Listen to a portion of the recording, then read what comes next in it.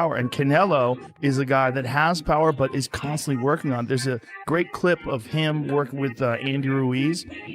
And they're, that shield, that weird hand shield that they hold up? When you hold. For hooks. Yeah. And he's like, this is not for speed. This is just power. Just power. He's like, don't try to be fast with this, just power. And you see him just, hey, boom, hey, boom. It's different. Canelo using single punch. Yeah, he put full his energy and he punched once, and it's hurt also.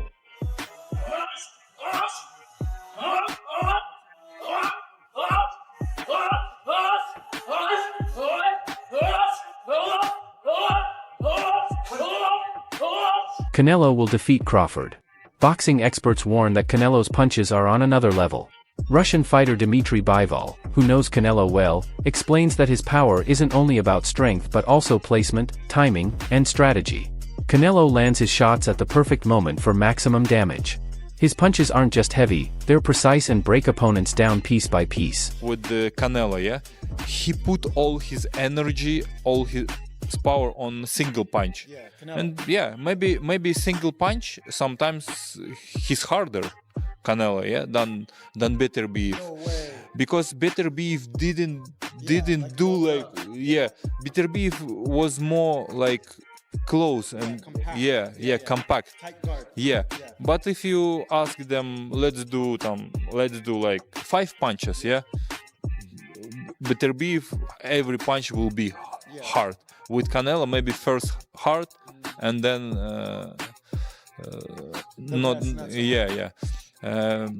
both of them are strong, but Better Beef is bigger and he born strong. Edgar Berlanga rated Canelo's power after their fight and didn't hold back. He gave an honest assessment of how devastating Canelo's close-range power is. Berlanga described the pace and explosiveness of Canelo's punches and how that power completely changes a fight. I'll say he is the hardest, for sure. One of the fighters that hit very hard was Angulo. You know, he's a Cuban guy, and he punched very hard too. So I'll say both of them are like the same, but, you know, with Canelo, I was just mentally ready for his shots. You know, I already told myself, I know I'm going to get hit. I know I'm going to get hit on my chin, but it's, you know, I got to bite down on my mouthpiece and push. You know, and look what happened in the third round. I got hit with a left hook. He practiced in camp the whole time, you know, keeping my right hand to my chin. And I wound up just moving, and he connected right on my chin. And you see how I punched my glove. You know, that's like a thing for me when my last time when I got dropped, I was punching my gloves. Cause I'm like, damn, I got hit with a shot. I'm not supposed to be on the floor. But, you know, it comes to boxing. You know, the great... Even the legendary Bernard Hopkins delivers a timeless truth that cuts through all the noise. As you say. I always say, as my quote from the history of boxing, a good big man will always be a good little man. Yeah. So I'm going with the big man. He's been through the wars, felt the punches, and lived the grind. Now Bernard Hopkins doubles down on an old-school truth: size still rules the ring. As the discussion deepened, Julio Cesar Chavez jumped in and immediately stirred the fire. Instead of holding back, he threw insults, rejecting the idea that physics alone decides fights and challenging the claim that size truly matters. In short, things escalated quickly. Se me hace una pelea muy dispareja, ¿me entiendes? Una pelea... mira, Crawford es un gran peleador, ¿me entiendes? Eso nadie lo duda y todo el mundo lo sabemos. Pero en su peso, ¿me entiendes? Ya subir 3 divisiones es ir por el dinero, ¿me entiendes? De que le va a dar pelea, Canelo le va a dar pelea, pero de que le va a ganar, no hay por dónde. Canelo, I think Canelo has a very good punch, and he used to knocking out bigger guys, naturally bigger guys. He's coming from 200. Crawford's coming from, what, 54? It's 2 weight classes. And sometimes putting on that weight, it depends how you put on that weight too, man. Because you can put on that weight and get tired. And your body ain't used to carrying that much weight around. So, I mean, we'll see. We'll see. You know what I'm saying? I'm leaning more. If Canelo's size and power are Crawford's biggest challenge, Lonnie B warns that weight could still be Crawford's kryptonite. As emotions rise, Demetrius Andrade shocks everyone by backing Crawford, yet admitting he isn't picking him to win the fight. My opinion is my opinion. Yeah. I don't think Crawford can beat Canelo. But do I think he can give him a good fight? And I'll be sitting there rooting for Crawford all day. I'll put all my money. I'm always going to bet on black, always. But in reality of it, I just think Canelo knows how to fight. He knows how to come in big, and he can throw hard shots. He's a technical guy too. Andrade isn't sugarcoating it. He doesn't believe Crawford will survive in the end. Though he's clearly a fan of Bud, he can't see it happening because, in his view, Canelo's size, strength, and ring IQ are too much. This isn't about feelings, it's about truth. To top it off, Andrade doubled down by reminding everyone of the smoke he brought in the Charlo fight. When it comes to weight and power, man, that shit is real, you know? And then skill level too. Like Canelo's not no pushover. Look what he did to the little girl Charlo. You know what I'm saying? Like Charlo's a big bad wolf, and he ran the whole night off of a couple of hooks. Like shit, Canelo threw a couple of hooks and he just ran all night. It was like, where's that? You know, let's fight. I think Crawford has the skills, but when it comes to start getting shots and blocking them power shots, and Canelo knows how to move too. He has agility. It's not like a robot. I mean, it's going to be tough. This isn't just about weight, it's about raw power and the ability to snatch souls. Canelo doesn't just hit hard, he breaks spirits and takes fighters' hearts. Andrade, who watched from ringside as Charlo crumbled, doesn't believe even a prime Crawford can walk through that fire. To him, it's not about skill, it's about surviving a storm designed to destroy you. Andrade doesn't see a close fight, he sees a beatdown. And Chavez isn't just leaning toward Canelo, he shut the door on Crawford's chances completely, drawing on his years of experience and all he's witnessed. Honest opinion is I think he's going to be too small. Canelo is still Canelo, I think Crawford is probably number one pound for pound. But what pound for pound means if they were all in the same weight class. They are not in the same weight class. I mean, 147 to he just moved up, right? I can still say he just moved up from 147 to 168. There are weight classes for a reason. Now, if they were in the same weight class, then it's a different story. It'll be a way more competitive fight, but they're not. You know what I mean? So I think Canelo's gonna. In Ortiz's view, this isn't just about skill, it's about size, strength, and survival. He warns that Crawford may be stepping into waters too deep. While Ortiz acknowledges Crawford's pound-for-pound greatness, he reminds everyone that greatness doesn't erase weight classes. At 168, Canelo is a different beast, stronger, smarter, and far more experienced. The leap from 147 into Canelo's world isn't just significant, it's brutal. Not everyone makes it back from that jump. Then Jim Lampley entered the conversation, bringing it all to a crescendo with the brilliance only he can deliver. Canelo's smart. Absolutely, he's smart. He knows this business as well as anybody. So no, it's not surprising that Canelo learned from Floyd and has employed some of that in the retention of his career. Canelo still knows how to make fireworks when he absolutely has to make fireworks. But at the end of the day, he's a counterpuncher. He's a great defender. He has the most solid punch resistance of anybody in the sport. Nobody's ever knocked him off balance. Nobody's ever really knocked him down. There's only one official knockdown in his career, and it was because he bounced off the ropes when Jose Cotto hit him with a hard shot to the chest. And the referee employed a strict interpretation of the rules and said, oh, the ropes held you up, so that's a knockdown. He's never been put on his back by anybody. He rides horseback every morning. His legs are the strongest in the sport. You're not going to beat Canelo until somehow, over a long period of time, Canelo beats himself. This wasn't loose praise for Canelo, it was a textbook breakdown of why he's built differently. Lampley highlighted everything from his tactical brilliance, granite chin, elite ring IQ, and controlled aggression. He traced the evolution from the Floyd Mayweather loss to the clinical style Canelo employs today.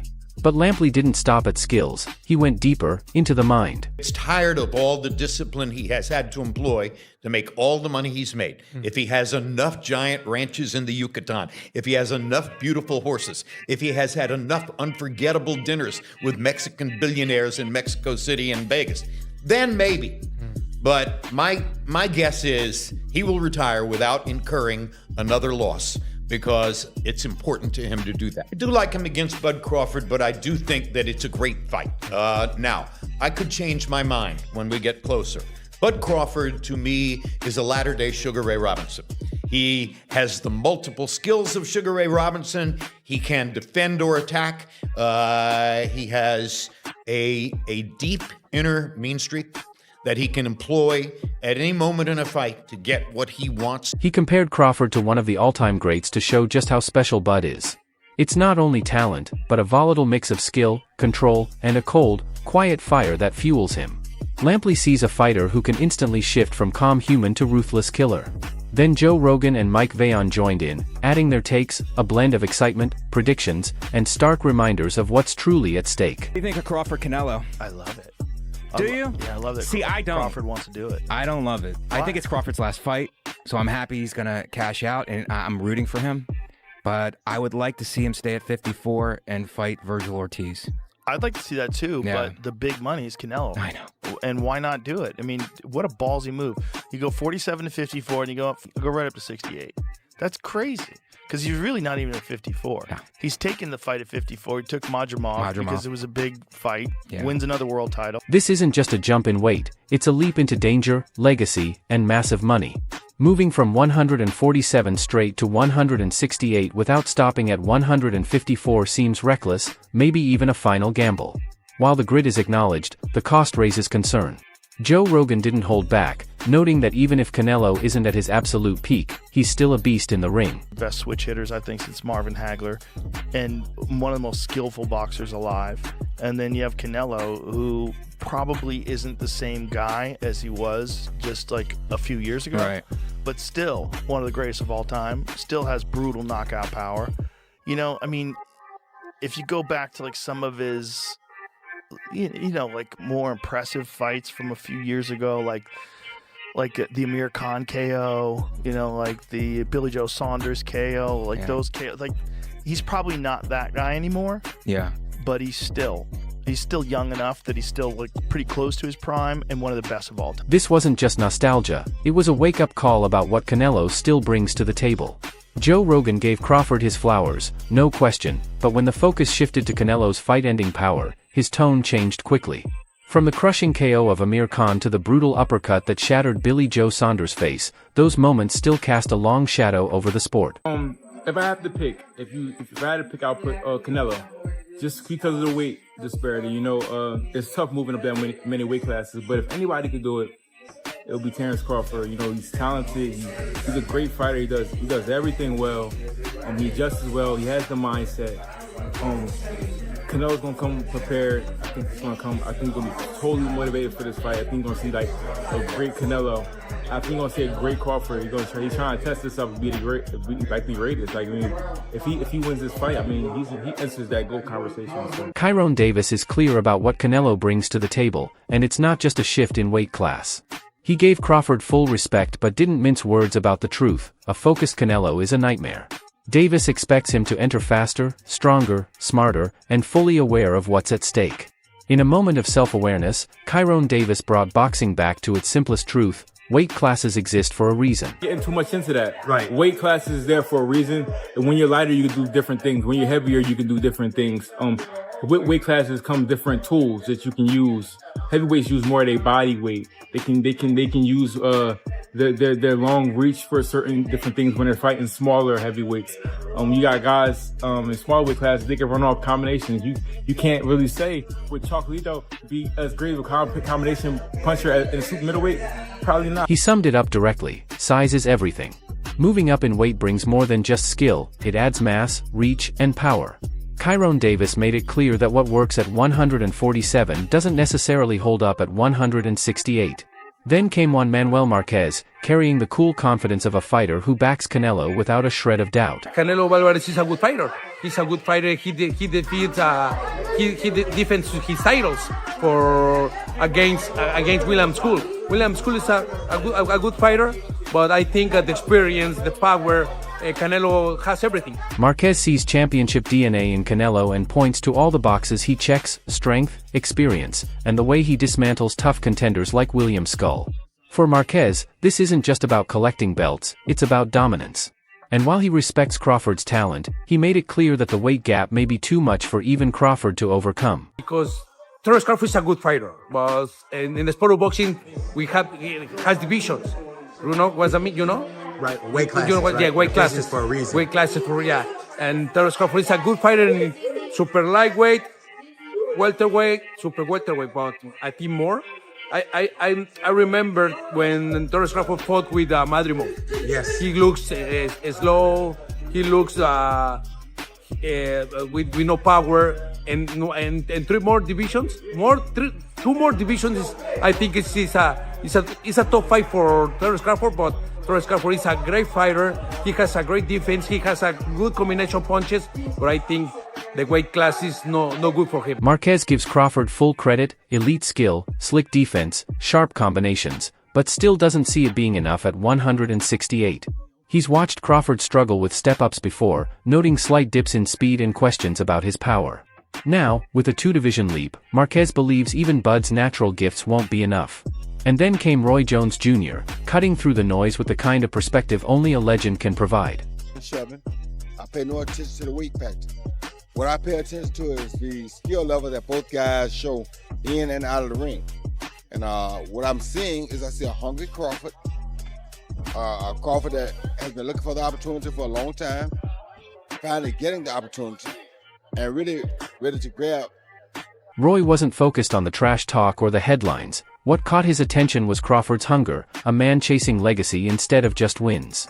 But as Roy put it, you can't eat that hunger at this level to win a war. He then zeroed in on the very essence of what makes Canelo so dangerous. The box, when you're as skillful as Terence Crawford is, weight don't really matter much. All thing that matters with the weight is can you take the punch. And I'm sure you've been sparring with super middles and light heavies, so I'm sure you probably can take the punch. So that's the only thing when you got skill. Now, if you don't have a skill, you can't take the weight, take it up, because you're going to lose your punch, you're going to lose everything. But when you got skill, all your stuff that you have goes up with you. You talk to the GOAT, I went out with a heavyweight. He broke it down the way only a legend could. While many see weight as just restrictions, Roy believes true talent and skill travel with you. He saw it. He lived it. But here's the twist, this wasn't simply praise for Crawford, it was also a soft warning. Canelo's power isn't just about weight, it's built on precision, timing, and years of experience. If Crawford can't take that power even once, all his skill may not matter, and that's where it gets dangerous.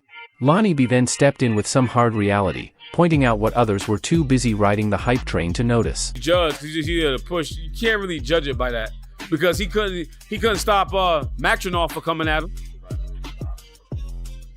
and he's a 54-pounder. So it's different when you're getting punched on and you got somebody that's really trying to hurt you. It's a different ball game. It's a different ball game. I was at the Sean Porter fight, and Sean Porter was giving Terence Crawford hell. Granted, he stopped him, but he was giving Terence Crawford hell. What happens when Crawford faces someone who won't back up? Someone who comes forward with real power and malicious intent? That's the kind of fighter Canelo is. He doesn't just ignore the danger, he seeks to destroy you. And then came the sobering moment when Lonnie B laid it out plainly, the truth many boxing fans refuse to hear but need to. Canelo's going to be more composed, a lot harder. See, Canelo's a lot harder to hit than people think. He's a lot harder to hit than people think, and I think he got enough experience to run Terence Crawford into something. Terence Crawford's heart is too big sometimes, and he get hit. I think he can't afford to get hit with Canelo. I think Canelo has a very good punch, and he's used to knocking out bigger guys. Naturally bigger guys. He's coming from 200. Canelo isn't just heavy-handed, he's sharp, patient, and lethal. He's efficient with his punches, avoids unnecessary risks, stalks, studies, and strikes when the moment is right. Crawford's heart and his will to push through anything could be what gets him caught. Against a sharpshooter like Canelo, one clean shot can flip the entire fight in a split second. Then Lonnie B stepped in again, and this time, his words carried even more weight. Crawford is a great fighter. He boxes. He boxes extremely well. I don't think he boxes as good as Mayweather as far as the defensive and offense together. I think Crawford gets hit a little bit too much sometimes. I just think with Canelo, he can't afford to do that. If I had to pick and predict the way the fight gonna go, I got Crawford probably outboxing him for the first 5-6 rounds. And then after that, it's interesting to see what's gonna happen. I think if he catch Crawford, it's gonna be a tough night. He wasn't offering a prediction but a warning. It wasn't an analysis of what might happen, it was a chilling reminder of what can unfold when an overzealous fighter like Crawford, eager to take control, collides with a cold, methodical killer like Canelo. Lonnie admitted Crawford could manage the early rounds, but as the fight wears on, as the pressure builds and the danger mounts, that becomes Canelo's territory. One mistake, and vulnerability sets in. Because for Canelo, it's not just about skills, it's about survival, breaking you down before the storm consumes you. This debate around Canelo Alvarez and Terence Crawford has sparked excitement, bold predictions, and strong opinions from legends, pros, and fans alike. What's clear is that Canelo isn't like other opponents. He's not only powerful, but patient, experienced, and proven to take a punch.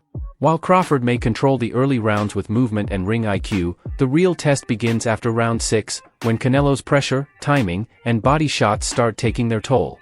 If Crawford's heart drives him into exchanges, the ending could be brutal. So we ask you, can Crawford withstand Canelo's power and pressure for a full 12 rounds? Will his speed and footwork be enough to keep him safe? Or will Canelo's strength, experience, and relentless approach prove too much? Can Crawford stand in the fire and still emerge victorious?